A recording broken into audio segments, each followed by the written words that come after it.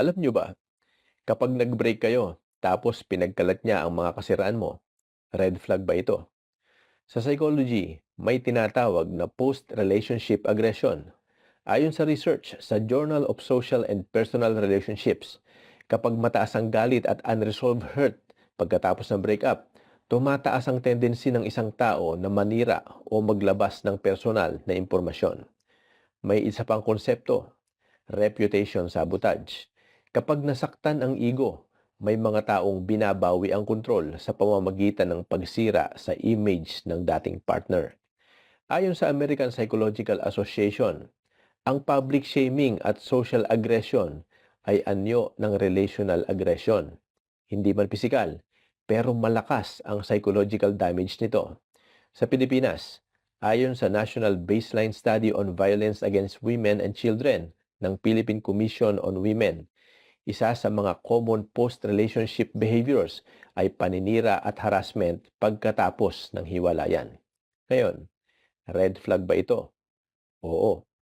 Kung ang isang tao ay hindi marunong mag-handle ng breakup ng may respeto, malamang ganyan din siya sa future conflicts kung magbabalikan kayo. Breakup reveals character. Hindi lahat ng nasasaktan, naninira. Yung may emotional maturity, tahimik, may boundaries at marunong mag-move on ng hindi nang dadamay.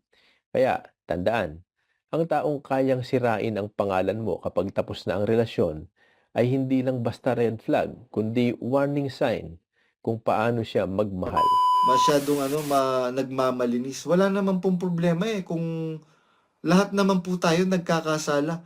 Pero para takpan mo yung kasalanan mo at you will pretend na na banal ka. It's a big no-no. Tapos itong magsasalitang kasi itong Eric Quintos na red flag daw, yung ako pagka narinig ko na merong sinasabi yung isang tao na kasalanan ni ganito at ganyan, red flag na siya. Ibig sabihin para sa'yo, red flag ang Panginoong Kristo. Eric Quinto. Alam mo, manggagawa ka, di ba? Dapat alam mo yung nasa Biblia. Sabi mo, di ba? Ano ka?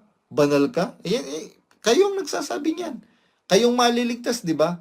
Pero mismong salita ng Kristo, hindi nyo alam eh. Ibig sabihin para sa'yo, red flag ang Panginoong Kristo. Bakit? Ang sabi ng Panginoong Kristo, kayo'y sa inyong amang diablo, ang nais ng inyong amang ibig ninyong gawin. Sapagkat siya'y isang mamamatay tao buhat pa ng una.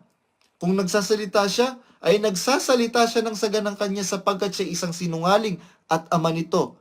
Kayong mga lahi ng mga ulupong, mga mapagpaimbabaw, mga ipokrito, sabi ng Panginoong Kristo. Ibig sabihin para sa'yo, red flag ang Panginoong Kristo because the Lord Jesus Christ Himself, when He was manifested in the flesh, during His ministry here on earth, He is exposing all of the iniquities of the Pharisees and the scribes, the hypocrites in the temples. Kaya kahiya kayo, pare-pareho kayo. Mga hipokrito at hipokrita. Watching from lokal ng Al-Quds, Dubai, UAE, from Brother Alan Paul Alibin Barnachea. Yun po.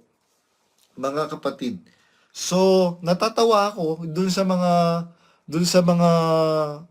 para po dun sa dun sa mga kapatid na late. Ulitin ko lang po. Ito po yung araw na ng fourth year death anniversary ni Brother Eli.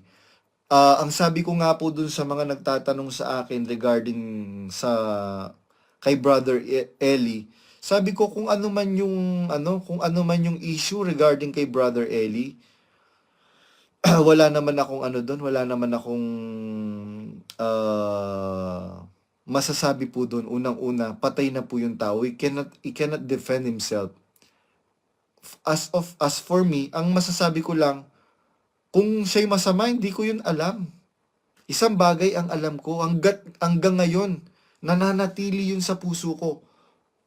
Kung ano ako ngayon, merong malaking participation si Brother Eli of who I am now. Kung naging mabuti akong tao, kaya itong mga tao dito sa paligid ko kung saan po ako naroroon, they really appreciate me.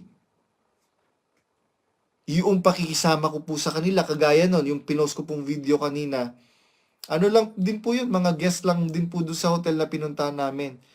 Yun, nakisayaw kami, nakisayaw ako. Tapos,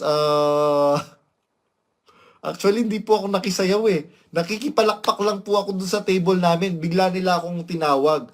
So, nakisayaw po ako. Mahirap namang ipahiya. In-invite nila akong sumayaw. Tapos, after kong makisayaw po sa kanila, binulungan po yung waiter. Sinabi nung waiter, wag na daw po kaming magbabayad at sila na ang magbabayad.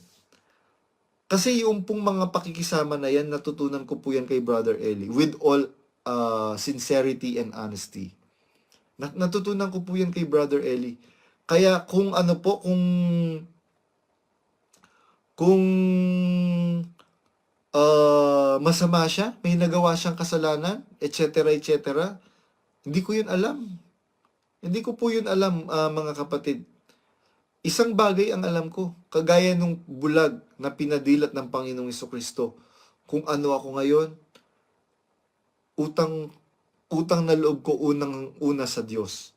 Ikalawa sa pagkasangkapan niya kay kapatid na Eli Soriano.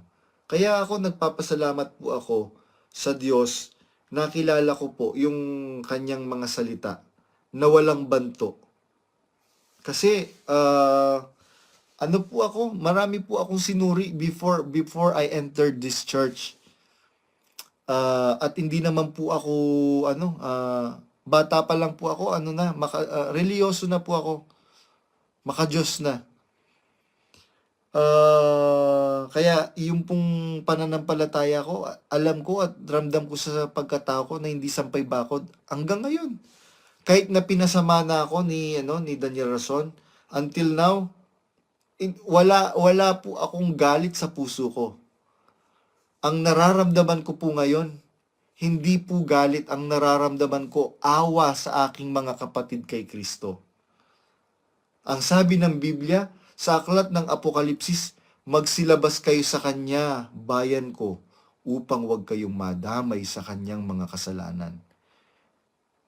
Pinapayuhan po tayo ng banal na kasulatan, magsilabas tayo.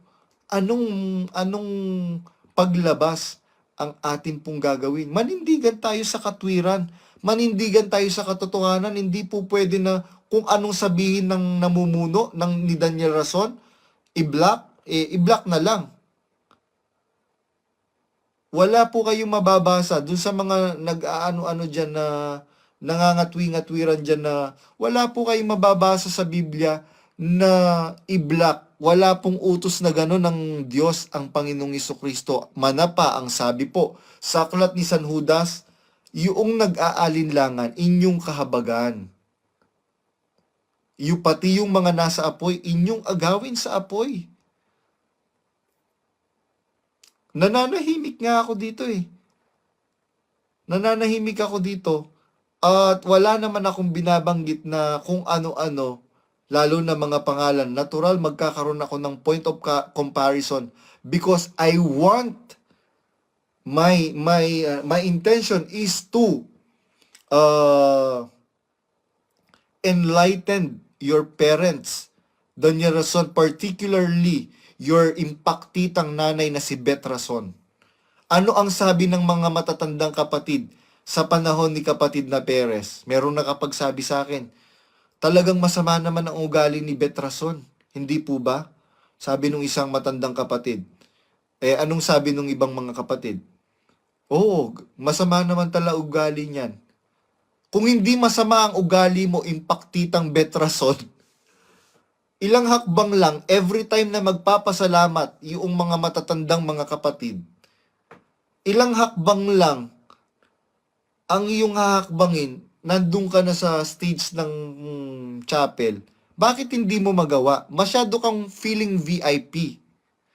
Masyado kang feeling very important person. Alam niyo po mga kapatid, gustong-gusto ni Impact Titang Betrason yan, yung sasabihin niya parang ikaw po si Santa Maria dahil po sa'yo dumaan ang sugo. Ano po yan? Parang it is a music into my ear.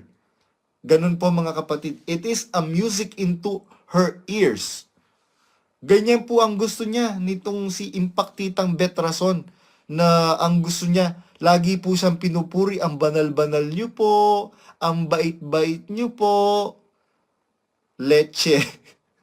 Yan lang ang masasabi ko, leche.